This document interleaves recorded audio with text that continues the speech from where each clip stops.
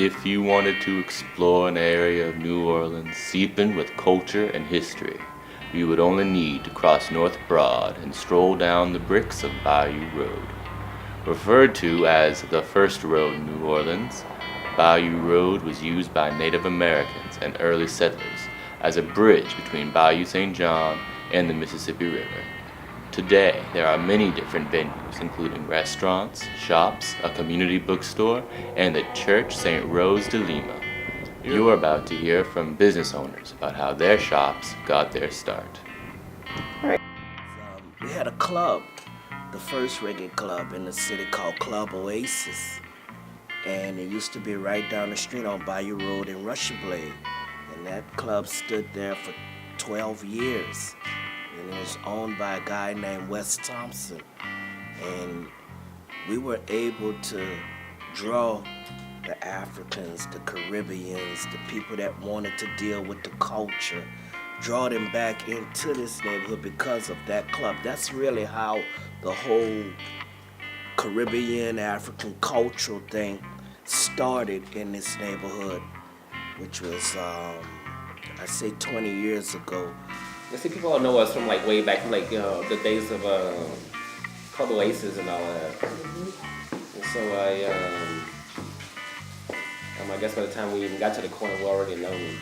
And the flavor was already known because of a different place. It was like one of the best places to hang out at if you wanted to listen to reggae music in the city.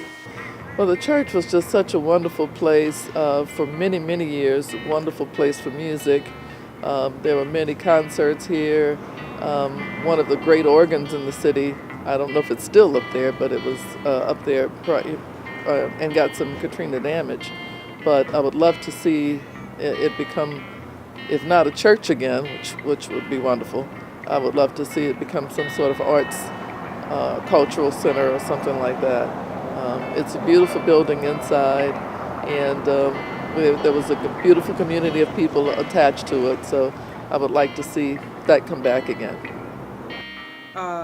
The book center came about as a result of me being a substitute teacher in the public school system and going into different schools and different classrooms and not finding positive books and materials that had positive images of the majority population, which was African American children.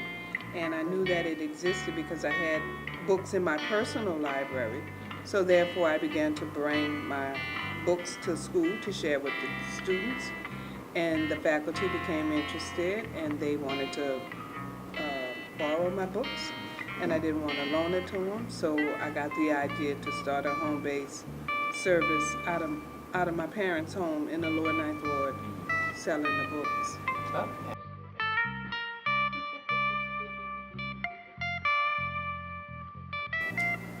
One of the more spiritual attractions of Bayou Road is the King and Queen Emporium, located inside the Church of I Am That I Am. You have the good fortune of getting to hear traditional African music sung by two members of the Zion Trinity Band, who also co-own the Emporium and give us insight into Kruttschnitt Park and its role in the local Caribbean community. I'm Sister Blood, and I'm Sister Spirit, and Sister Water is in Houston. And on behalf of Sister Water, we are Zion Trinity, the Spirit, the Water, and the Blood. Okay. And in this, we're saluting all the Orisha, giving respect and honor to all the Orisha or the deities of Nigeria, West Africa. In the Yoruba tongue, we salute the Orisha. And our ancestors. And our ancestors, of course. Ilegwago, Ilegwago anya, Ilegwago.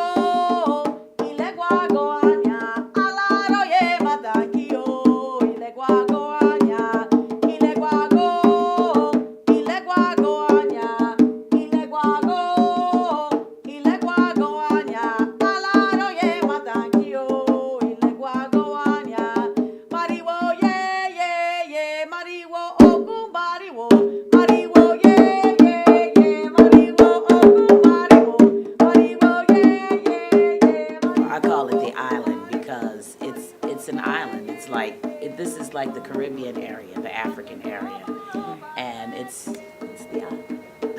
We've had prayer service. Yeah, prayer service. We've seen Rasta ceremonies there. We've seen people celebrate the life and Works. legacy and works of His Emperor Majesty, Haile Selassie Emperor first. Haile Selassie, Rastafari. And so we've seen many, many spiritual things happen on that island. In fact, Commerce, business and commerce. right? And let's see what happened over here. Before the business started, we used to set up on the corner and sell jerk chicken and fish on the corner, so people drive by and they smell the food and they'll stop, and we'll get a lot of publicity about people just stopping.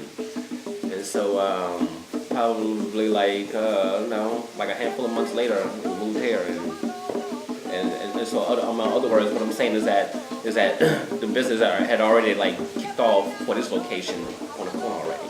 So by the time we moved to here, this location, we're already busy, full of people. There are several events that have taken place in this area. Most recently, we co-sponsored the Listen Literary Festival, which is a children's literary festival, children and families, where we have guest speakers, entertainment, workshops, arts and crafts sessions, and we give away books to the children to promote literacy in the community and in the family.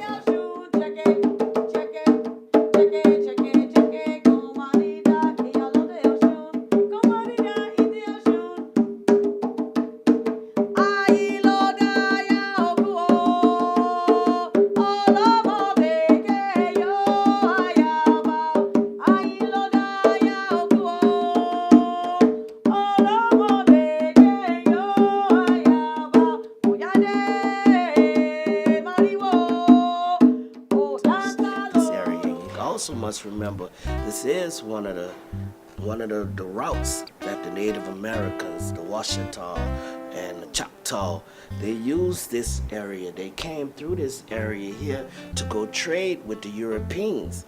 You know, when the Europeans first got here, they didn't know how to survive in this land.